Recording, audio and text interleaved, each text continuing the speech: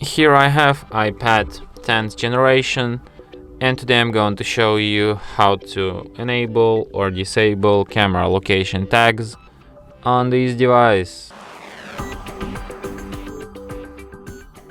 So to do this, firstly you have to open settings, then you have to go to the privacy and security, location services, then go to the camera, and here you can set it to never. So like this, you can just disable camera location or set it while using the app. So basically, all you can just ask every time when you open camera or when you share location, but you can just enable or disable it like this. And that's it. Thanks for watching.